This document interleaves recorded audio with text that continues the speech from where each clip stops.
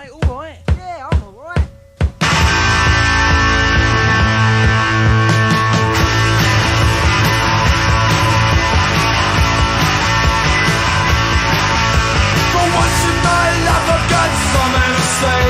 Je suis né dans une petite ville du sud-ouest de la France qui s'appelle Carmaux.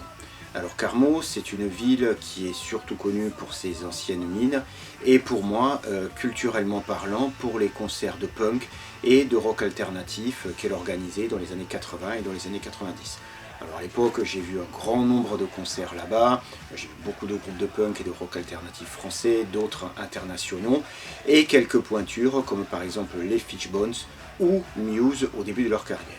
C'était d'ailleurs très bien. Quand j'étais gamin, ça devait être à l'école primaire, je devais être quelque chose comme en CM1,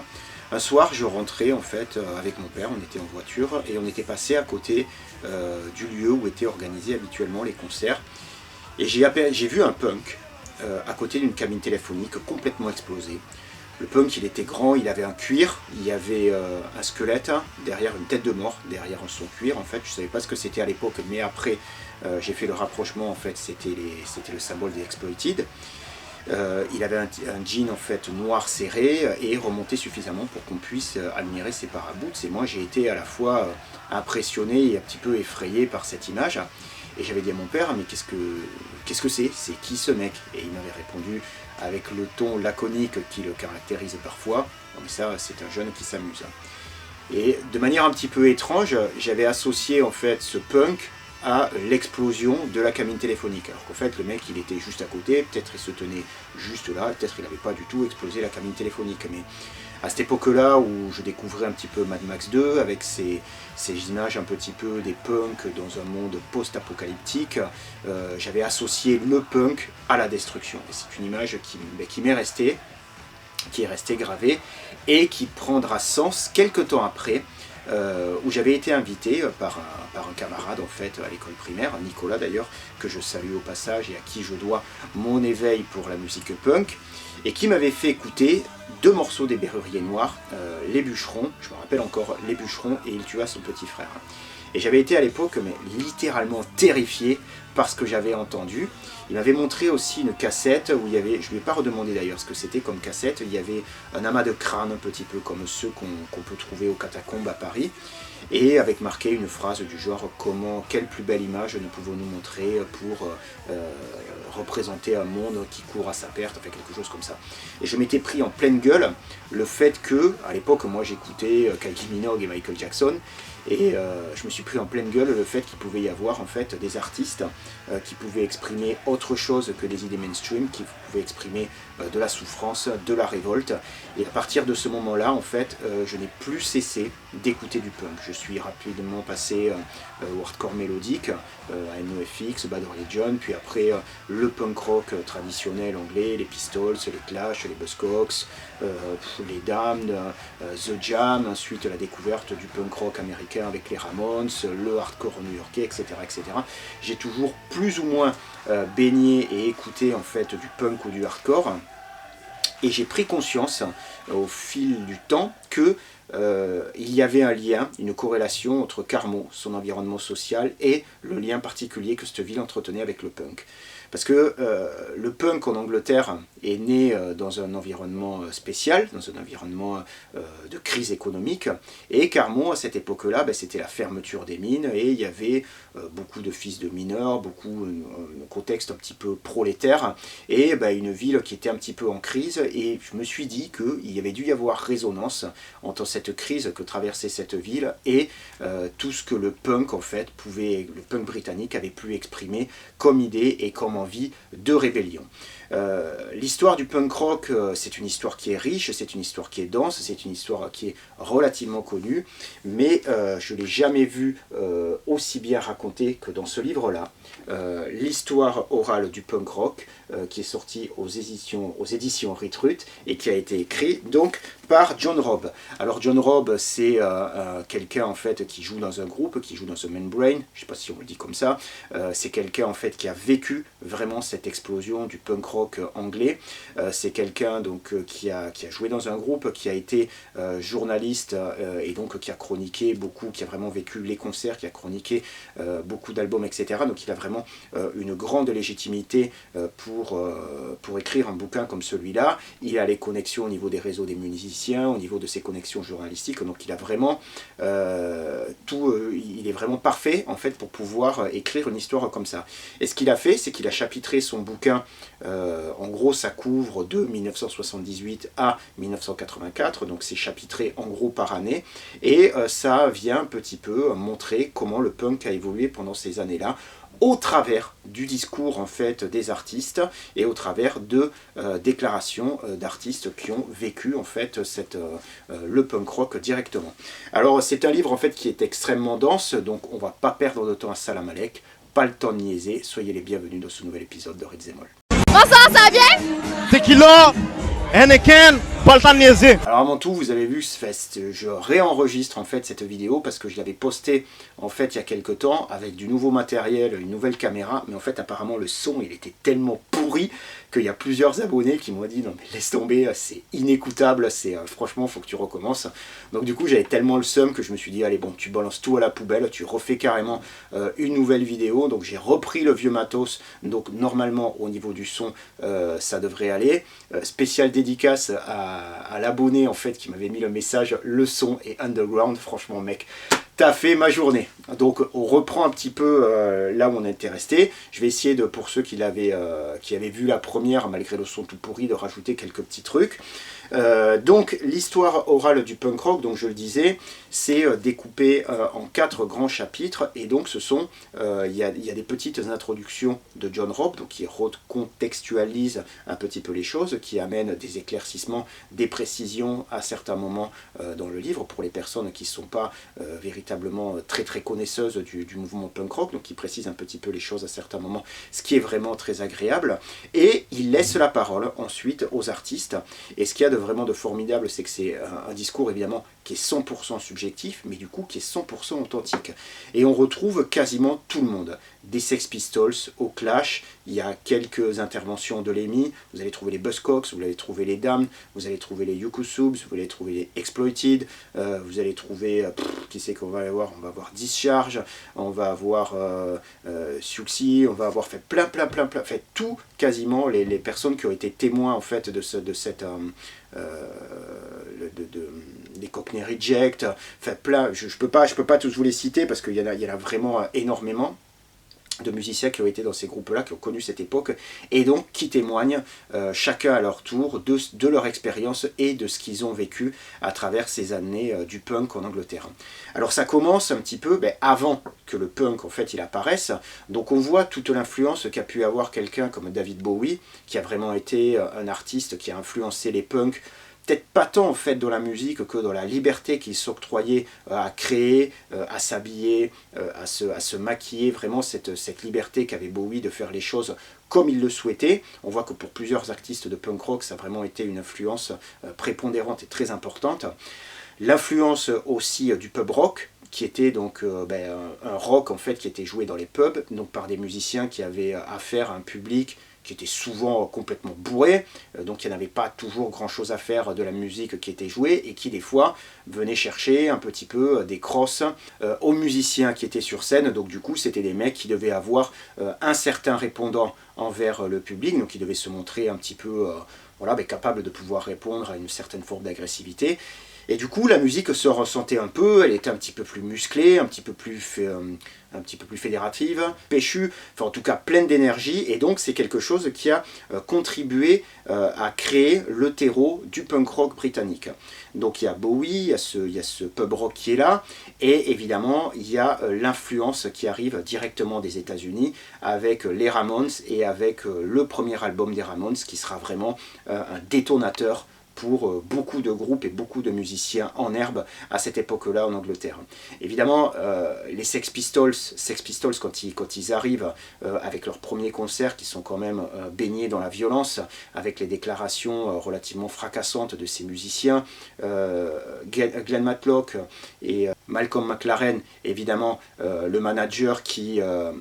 personnage évidemment controversé pour de nombreuses choses qu'il a fait, pas toujours très catholique, et pour son honnêteté toute relative, mais ce livre montre aussi que c'était quelqu'un qui était quand même particulièrement en avance sur son temps, et qui a compris très très vite que même la mauvaise publicité pouvait apporter en fait pouvait apporter beaucoup à un groupe comme les Sex Pistols, qui au final se sont nourris en fait de cette mauvaise publicité, de cette image de petits cons, arrogants, prétentieux et gueulards, et que ce que certains auraient pu prendre pour de la mauvaise publicité, ben, au final, eux, ça leur a profité, et ils se sont retrouvés, les Pistols, au début, avec un public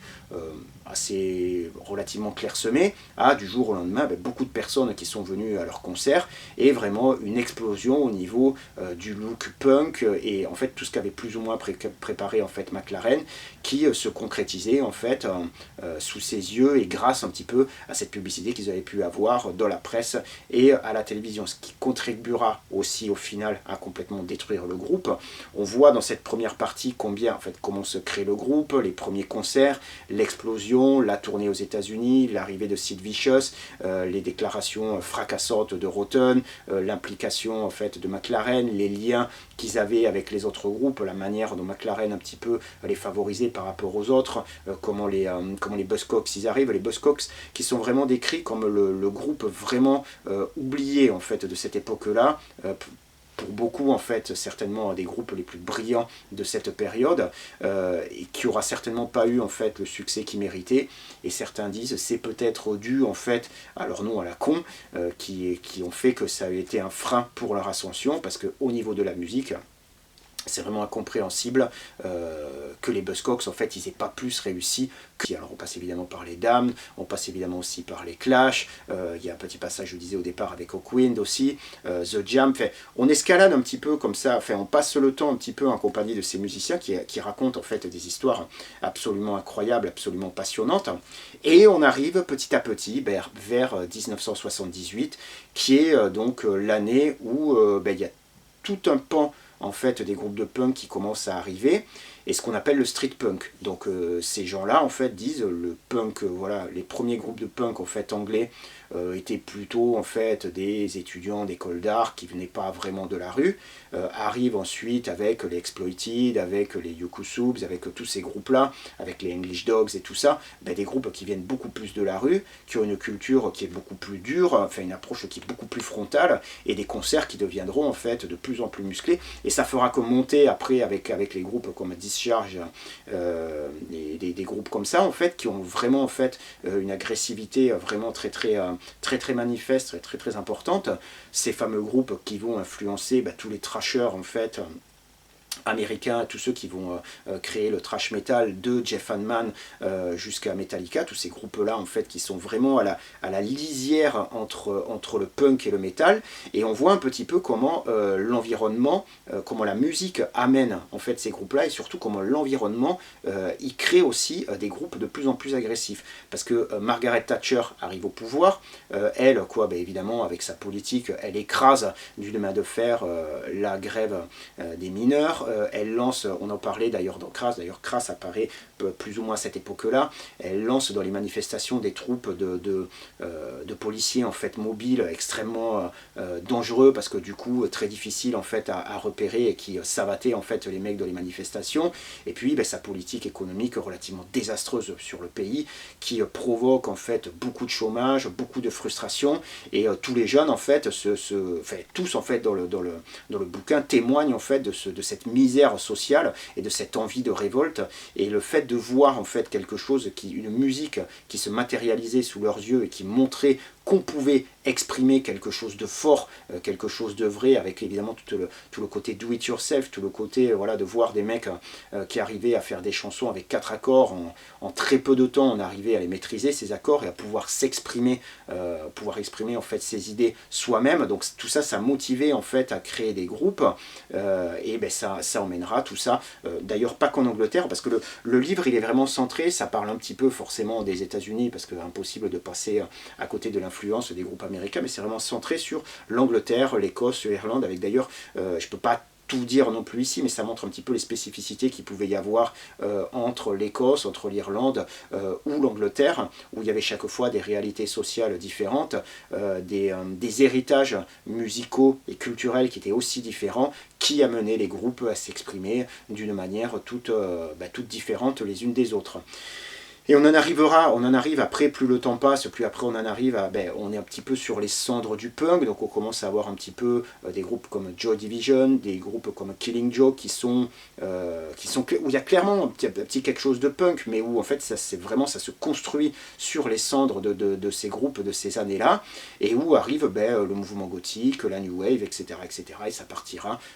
dans de multiples directions. La Oi aussi, il y a tout un passage en fait sur la Oi qui montre combien en fait ce mouvement a été au début mal compris, et combien en fait il y a